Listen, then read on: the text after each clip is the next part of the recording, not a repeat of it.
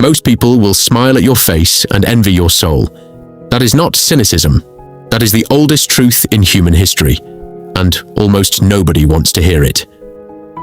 Marcus Aurelius ruled the most powerful empire the world had ever seen. He had access to every luxury, every pleasure, every form of flattery money and power could buy. And yet, every single morning, before the sun had fully risen, he sat alone and wrote to himself. Not to his generals, not to his advisors, not to his beloved wife, to himself. Because at some level, he understood something that most people spend a lifetime refusing to accept. That the crowd around you is rarely what it appears to be. And the brutal question is this: if the most powerful man on earth couldn't fully trust the people around him, what makes you think you can?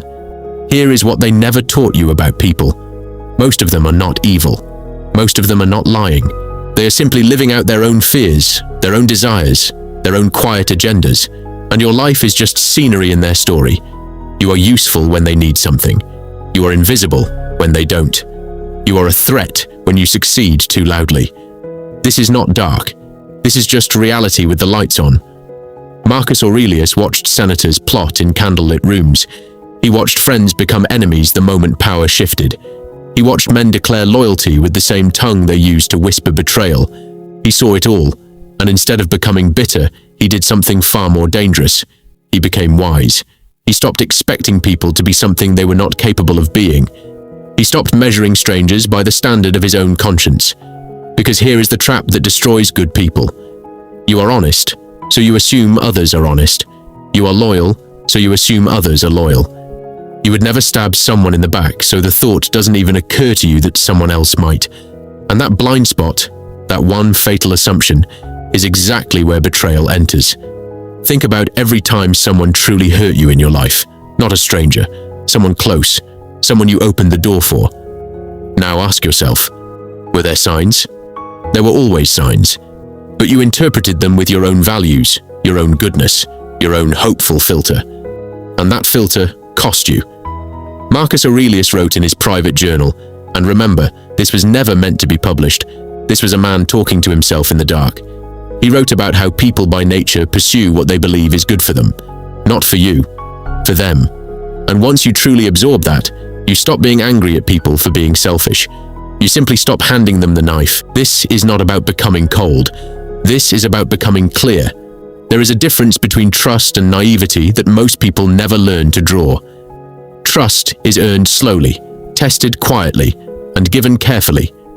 Naivety is just trust with no memory, no discernment, no lessons applied from every wound you have already survived. One is strength. The other is just hope dressed up as a virtue. And here is where it gets deeper. Because the people you trust the least should never know that. The moment you reveal your suspicion, you lose your power. Aurelius understood this completely. He did not broadcast his distrust. He did not become paranoid or loud or accusatory. He observed. He waited. He watched people reveal themselves, because they always do, and he simply responded to what was real rather than what was presented. That is a form of intelligence most people will never develop because it requires patience, and patience requires emotional control. And emotional control is the rarest commodity in the human world. Here is the part that will make some people uncomfortable. The people most likely to betray you are not your enemies. Your enemies are honest, in a way. They have already declared their position. The people who will truly wreck your life are the ones sitting at your table right now. The ones who smile warmly and speak well of you in public, and quietly, slowly, hope for your failure in private. Not because they hate you, but because your success makes them feel the weight of their own stagnation. And that weight is unbearable. Aurelius had a word for this. He called it the nature of things, not a moral judgment, just an observation. When you place a candle near other candles, some will shine brighter, and others will quietly gutter out. The ones guttering will always resent the brightness. It is simply the nature of things. So, what do? You do not become a hermit. You do not declare everyone your enemy. You do not close yourself off from love or connection or collaboration. What you do is far more precise. You build an inner citadel. That is the phrase Aurelius used. An inner fortress, A place inside yourself where no one else can enter, where your self-worth is not dependent on anyone's approval, where your peace is not held hostage by anyone's behavior. From inside that citadel, you can be warm without being naive. You can be generous without being exploited. You can love without losing yourself. You can observe the nature of people without hating them for it. Because here is the thing about distrust done wrong. When it turns into bitterness, you become worse than the people who hurt you. You become someone who corrupts every new relationship with the poison of an old one. And that is not wisdom. That is just suffering wearing a mask. The real lesson Aurelius lived every day was this: expect nothing from the crowd. Demand everything from yourself. Do not look to the world to be fair. The world has never promised fairness. Do not look to people to be consistent. Human beings are inconsistent by design. Do not look to relationships to be permanent. Everything in nature changes, including loyalty.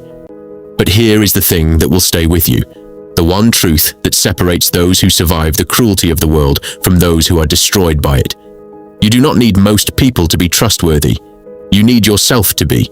You need your own values to be solid enough that no betrayal can shake your foundation. You need your own integrity to be the standard you live by, regardless of whether anyone around you meets it. You need to be the kind of person who, when you look inward in the silence of the early morning, the way Marcus Aurelius did, can say, "I did not compromise. I did not become what hurt me. I did not let the darkness of others extinguish the light I chose to carry." Most people will let you down. Some will do it slowly. Some will do it in ways that take years to fully understand. A few will do it in ways that will genuinely test whether you believe in the goodness of human beings at all. But you are still here. You are still reading. You are still thinking. And that means the betrayals have not finished you. They have only refined you. Marcus Aurelius died having never published a single line of his private journals. The world only found his inner life by accident after he was gone. And what they found was not a man broken by deception and ingratitude and the crushing weight of ruling an empire while being surrounded by people who would have gladly taken his throne. What they found was a man at peace, a man who had looked clearly at human nature, all of it, every dark corner, every selfish motivation, every quiet cruelty, and had chosen, consciously, deliberately, every single day, to remain good anyway. That is not weakness. That is the most ferocious form of strength there is. Choose who you trust carefully. Protect your inner world fiercely. Expect the nature of people and then rise above it. Because in the end, the only person you will spend your entire life with, the only one guaranteed to never leave, is you. Make sure that person is worthy of your trust.